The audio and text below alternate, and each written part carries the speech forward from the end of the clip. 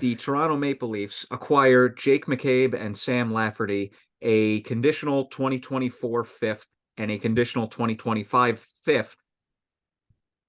2024 and 2025 fifths. There's too many conditions. The conditions being the fifth round pick transferred to Toronto will be the lowest of the 2024 fifth round picks that Chicago owns at the time of the draft. And in return, the Blackhawks get Joey Anderson, a minor leaguer in Pavel Gogolev, a 2025 first round pick, conditional being the condition being top 10 protected, and a 2026 second round pick. So basically, the most important part of this trade is the Maple Leafs get yet another defenseman, and the the Chicago Blackhawks acquire yet another first round pick. They have, if I'm to be, unless I'm wrong, I'm pretty sure that they have accumulated 3 first round picks so far for the 2023 draft. And yeah, they're hoarding picks. Good pickup for Toronto. Good return for Chicago. Your thoughts, Liam? Yeah, I think that this is masterclass by Kyle Dubas. I think in the span of 10 days, he has gotten Ryan O'Reilly, Noah Chari, Jake McCabe, Sam Lafferty, and they have not lost a player off of their roster not named Joey Anderson. I mean, in Kyle Dubas's potentially his last chance as Maple Leafs GM to do something significant and save his job, because Shades, so help me God, he is going to get fired if the Maple Leafs lose in round 1. I guarantee you that. This is his last chance. And especially with Austin Matthews, his unpredictable future, he has to put together a playoff battle-tested roster that can go through the Tampa Bay Lightning in round 1. And I think adding Ryan O'Reilly, who's having a down year, but man, he's looking good with the Maple Leafs. Noah Chari, he's proven that he can be a bottom 6 player that can excel for your team in the playoffs. Shades, Jake McCabe is arguably a top pairing defenseman.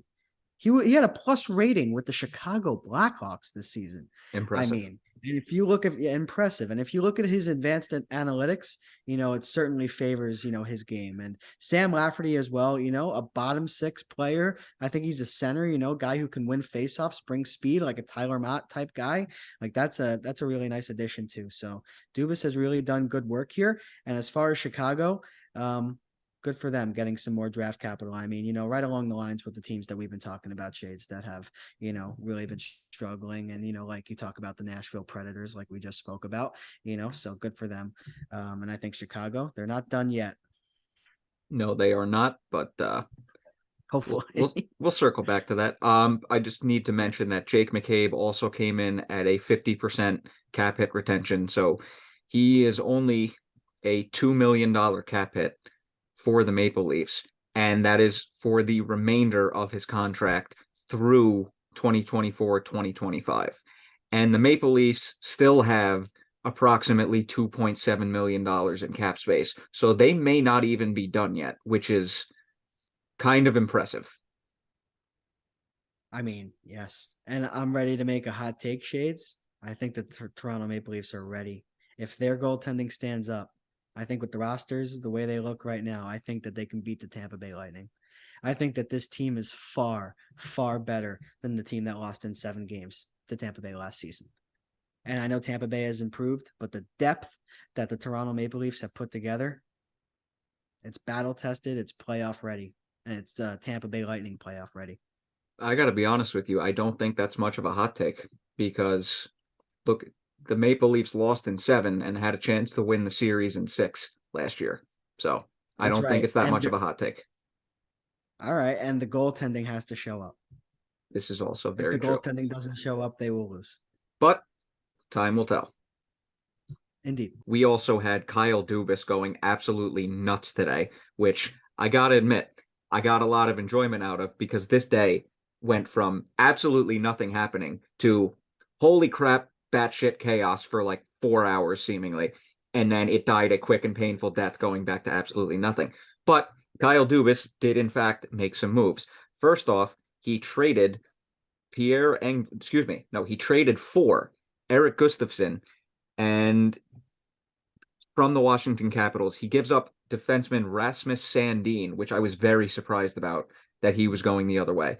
But he trades Sandin for Gustafsson and a 2023 first round pick. No condition on the pick. It's straight up the Boston Bruins pick that the Capitals acquired in a separate trade that I'm not remembering off the top of my head, but that's not important. After that, they moved Pierre Engvall to the New York Islanders for a 2024 third round pick.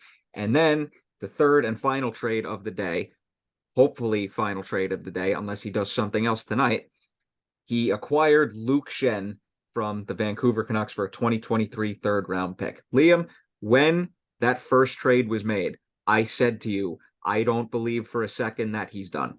And what ended up happening? 2 more trades. Yeah, Kyle Dubas, I mean, masterclass. I think trading Rasmus Sandin, of course, who's a former first round pick, it's definitely a little bit of a risk. Don't get me wrong. There's no room on that blue line, though, unfortunately. And, they wanted to add Eric Gustafsson. And right now, I'm going to make a little bit of a hot take. I would take Eric Gustafsson over Rasmus Sandin right now for the Toronto Maple Leafs this year to win a Stanley Cup. And the fact that they got a first round pick as well on top of that. And what is a deep draft. And the Boston Bruins first round pick could either be a little bit closer to the lower 20s or number 31 or 32. So it's going to be anywhere in between that range. And I think they can get a pretty decent prospect. So I think that's a good job for the Maple Leafs. And who knows, maybe they're going to take that draft capital and move that somewhere else to help acquire some goaltending depth or some defensive depth as well. So I don't think Kyle Dubas is done by any measure, but I think in this trade, just involving Rasmus Sandin, Kyle Dubas made his defense better and got himself a first round pick that is potentially going to make his goaltending position better and his defense even better on top of that. But for the Capitals, I mean, it's a little bit of a risk giving up that first round pick because essentially, right, you give up Garnet Hathaway, Dmitry Orlov, and Eric Gustafsson for Rasmus Sandin. So that just should show you about how much the Capitals value the young defenseman. But Sandin's going to be a very good player. He had very good underlying numbers for the Maple Leafs. And I think for a Capitals defense, Shades, we were just talking about it last episode. Weren't you telling me that the Caps have 1 or 2 defensemen signed after this season? Now it's somebody. 2. Now they have 2, and now they have somebody to build out with in Rasmus Sandin. And this rebuild on the fly, it looks good for Washington. But I'm a little bit questioned about trading that first round pick. It's bold. They better like Sandin, and they better see something in him that potentially he'll be a top pairing defenseman. Because if he's not, could backfire. Interesting trade though on both sides, truly. And something major to note: after all these trades by the Maple Leafs, they have opened up enough cap space should they need to activate Matt Murray before the end of the season.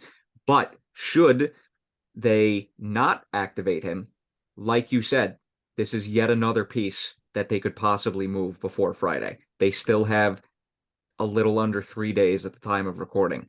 So that first round pick could be very valuable to both the Maple Leafs in acquiring somebody and a team that they're trading with. And just speculation, I look at the Columbus Blue Jackets and Vladislav Gavrikov and Jonas Korpisalo, who was held out of the lineup for trade-related reasons today. So, Gavrikov, obviously, we talked about what happened with Columbus and Boston. Columbus is keeping him out for an extended period of time, which I know pisses you off, and it upsets me as well. And I think that the organization as a whole wants to come to a resolution with the player. I think that it's pretty clear that he is not going to stay with the Blue Jackets. So if they can swing this, if the Maple Leafs can swing Gavrikov, wow, this might be a better trade deadline haul than the Rangers had. Like just put together all the players that they brought in: Lafferty, McCabe, Ryan O'Reilly, Noah Chari. I mean, holy moly, Eric Gustafsson. They were able to swing this trade too.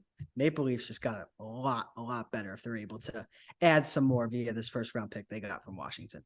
Even if they don't trade that pick, I think Kyle Dubas, who I've been very critical of in the past, has done a phenomenal job so far this trade deadline. And I will for once give him credit because he's made a lot of smart moves that I think this team needed to make in order to get out of the first round. Will it happen? Time will tell. But part of me wants to see it just so, because I've said in the past, I would love to see Twitter and the internet overall just lose their minds. Yeah, his ass is on the line after this season. Yes, Their it playoff is. success is going to determine a lot. and they are locked and loaded for said playoffs. Locked and loaded indeed.